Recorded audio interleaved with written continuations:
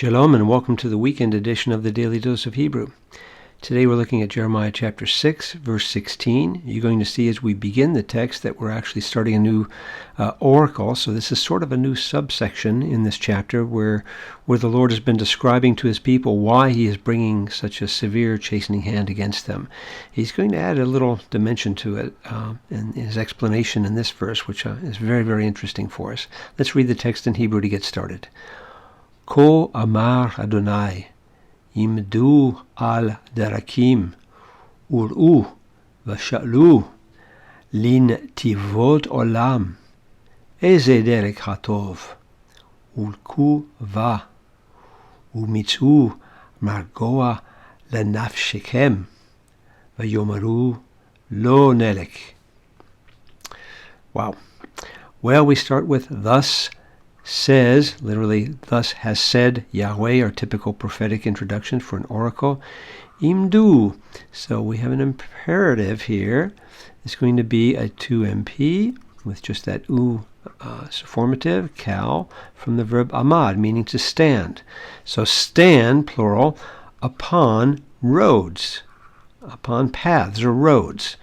Well, what kind of roads? Well, we're going to see from the context that these almost appear to be crossroads, which may be why it's not definite here.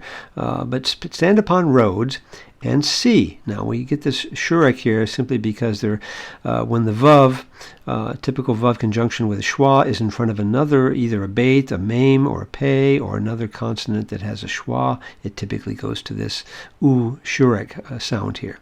So, and see, now this is an imperative, 2MP, kal, but this time from our verb ra'ah, so with a hey at the end, which typically drops off in the imperative form, so, which is why you don't have it here. And see, and ask, once again, imperative, 2MP, kal, this time from our verb sha'al, picks up an a vowel here because of the guttural instead of a typical I vowel like what you would have over here.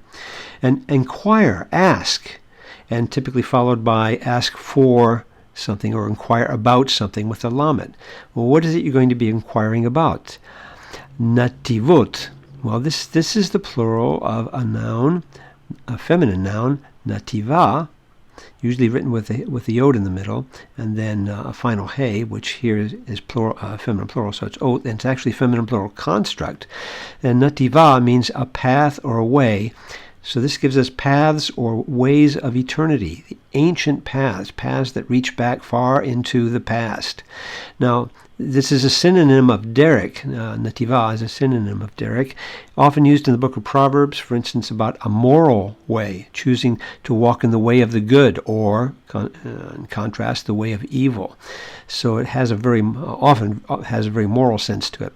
The paths of eternity. You look and ask about the paths of eternity, the ancient paths. Eze, literally, where this. So where is this, or where then is asking for is the path of the good. So it's the and good as an adjective being used as a substantive, and derek is in construct, so this is also definite, the path of the good. Where's the good path? The right path to walk. And obviously in this context, that would be somewhere from looking backwards into the past, where God has given such ways and taught that to his people through Moses and the other patriarchs and around him as well. Ulku, so once again an imperative, 2MP kal, this time from our verb halak, so it's the hey at the beginning which is dropped off. And this final calf here turns into a regular calf, and you add your sufformative, and walk in it. This is referring to the nativa. Walk in that ancient path that you find. But you're going to have to look into the past to find it, which is not a popular notion in our day, is it? And find, once again, an imperative, 2MP kal, and find, but you're going to find that this imperative here almost has a nuance of being the result. If you walk in that path, you're going to find, the result will be that you're going to find this, but it's not given as an imperfect, it's given as an imperative, but with that result nuance. And find margoa.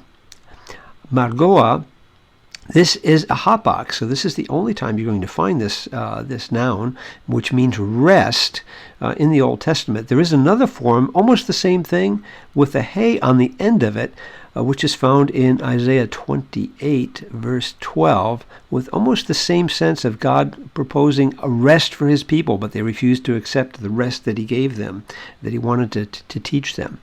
So that's also a hapax in Isaiah 28:12. So, and rest, now this isn't construct, rest for, well, not in construct, but it's rest for your soul. And you will find rest for your soul. But they said, now this is literally and they said, so this is an imperfect consecutive. There's a 3MP cal. But the vav here, because of the contrast in the context, would probably take this as a but instead of an and. But they said, lo nelik, we will not walk. And this is just an imperfect here. This is the first common plural, which is why you have the nun preformative here. The hay has disappeared, but it's kind of left a trace in that sere there. We will not walk, implied, we will not walk in that way. We're not going to go back to the ancient paths. We want to do our own thing. Wow, this is a very, very insightful and powerful verse with a lot of application to our current day. So let's go ahead and hide our work here and look at just a couple translations. You're not going to find a lot of variation among the translations. Let's take New American Standard, for instance. Thus says the Lord, stand by the ways and see and ask for the ancient paths. See, this almost has the sense of crossways or crossroads here. And you have to choose now where you're going to go. See and ask for the ancient paths, where the good way is, and walk in it. And you will find rest for your souls. This is literally, and find rest. But we pick up that nuance as sort of the consequence, the result. But they said, we will not walk in it. They had to add that in the context, we will not walk in it. The Net Bible actually kind of paraphrases this out a little bit more, as long as we understand we're dealing with a paraphrase. The Lord said to his people, not in the text, but certainly implied, you're standing at the crossroads. So see, they've developed that nuance, which probably fits the context. So consider your path. Ask where the old, reliable paths are. I like that. That's a good nuance of what's being expressed here, the eternal paths, the ones that look back to God's people, that taught God's people either positively or negatively when they deviated from those old paths. Ask where the path is that leads to blessing, the path of the good, and follow it. Walk in it. If you do, you will find rest for your souls. But they said, we will not follow it. And I hope in this little expression right here, rest for your soul, which is a singular here, they have a plural down here, but I hope you're hearing, for New Testament readers, a passage in the Gospel of Matthew, chapter 11, from verse 28 on, but especially in verse 29. Jesus calls people in verse 28, come to me, all you who are labor and are heavy laden, and I will give you rest. Obviously speaking, with the Greek New Testament, the word that's being used there. And take my yoke and learn, and you will find rest for your soul. So Jesus seems to be reaching back himself into the text of Jeremiah chapter 6 here, perhaps Isaiah 28 as well, and bringing up this context of rest. It was not just a new idea that Jesus was bringing. It was an old idea already in his day and at the day of Jeremiah as well. So very, very powerful text and calling us to look back to God's ways. Well, check back with us soon as we continue working through Jeremiah 6 in the weekend edition of the Daily Dose of Hebrew. Shalom.